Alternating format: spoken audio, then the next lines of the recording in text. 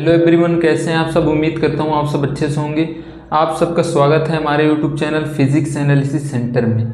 आज हम देखेंगे क्लास 12 फिजिक्स के बहुत ही इंपॉर्टेंट डेरिवेशन समांतर प्लेट संधारित्र के बारे में। इससे पहले वीडियो में हमने देखा था बिंदु आवेश के कारण किसी बिंदु पर विभव का व्यंजक, जिसको हमने इससे पहले देखा था। आप नहीं देखे हैं जाकर उसको देख सकते हैं। आज हम देखेंगे समांतर प्लेट संधारित्र। तो पहले इसका डायग्राम हम बना लेते हैं। ठीक है, ये माना दो प्लेट है। ठीक है, ये दो माना पैरेलल दो प्लेट है। ठीक है, ये ए है, ये बी है। ठीक है, जिसका क्षेत्रफल दोनों का ए है। ए पर प्लस सिग्मा आवेश घनत्व है, बी पर माइनस सिग्मा आवेश घनत्व है। ठीक है, और दोनों के बीच की दूरी जो है वो स्मॉल डी है। अब देखिए, इसको हम प्लस क्यों आवेश देंगे, तब ये हो जाएगा प्लस प्लस, डेट मीन्स धन आवेशित हो जाएगा, और ये हो जाएगा ऋण आवेशित। और इसको हम जोड़ देंगे पृथ्वी से, जिसका विभव जो होता है शून्य होता है। ठीक है, इतना हम करेंगे। तो इसको आप हिंदी में कैसे लिखेंगे, आप लिखेंगे माना ए बी दो समांतर प्लेट हैं जिसकी बीच की दूरी स्मॉल डी है। प्लेट ए पर प्लस सिग्मा आवेश घनत्व है, प्लेट बी पर माइनस सिग्मा आवेश घनत्व है। इसको हम पृथ्वी के विभव से जोड़ दिए हैं, जिसका विभव जो है वो शून्य होता है। अब हम करेंगे गणना। ठीक है, गणना।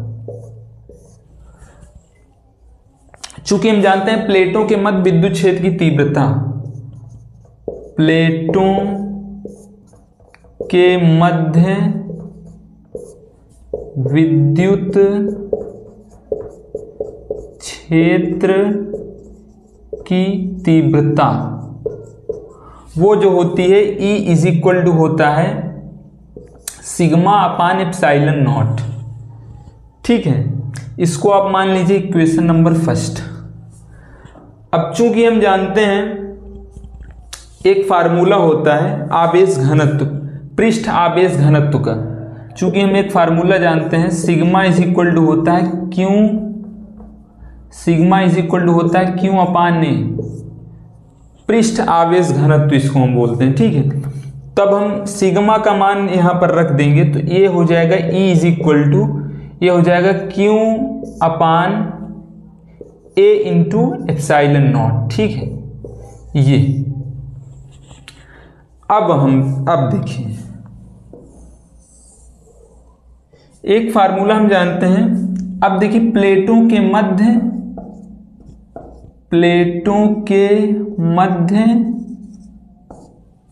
विभवांतर,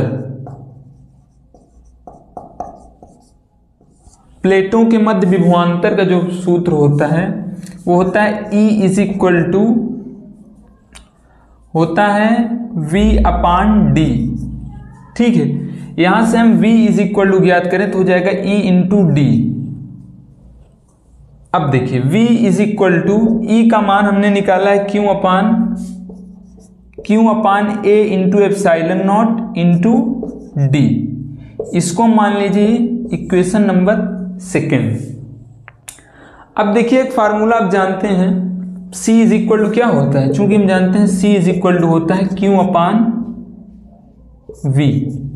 V का मान हम यहां से निकाल के इसको रख देंगे, तो ये हो जाएगा C is equal to Q upon V का मान है Q upon A into epsilon naught into D. Q से Q कैंसिल आउट। ठीक है, Q से Q कैंसिल आउट, ये हो जाएगा, ये A इंटू एप्सिलॉन नॉट ऊपर चला जाएगा, ये हो जाएगा C is equal to A into epsilon naught upon D. ये होता है समांतर प्लेट संधारित्र की धारिता का व्यंजक। अब इसमें देखिए, यदि प्लेटों के मध्य जो है परावैद्युत पदार्थ भरा हो, यानी परावैद्युत पदार्थ की उपस्थिति में, तो ये हो जाएगा C is equal to A into epsilon naught into K upon D. ये हो जाएगा। अब एग्जाम में एक क्वेश्चन पूछा जाता है कि समांतर प्लेट संधारित्र की धारिता के सूत्र का निगमन कीजिए तथा धारिता को प्रभावित करने वाले कारक लिखिए। तो आपको पता है जो इसके अंश में होता है वो धारिता के समानुपाती होता है और जो हर में होता है वो व्युत्क्रमानुपाती होता है।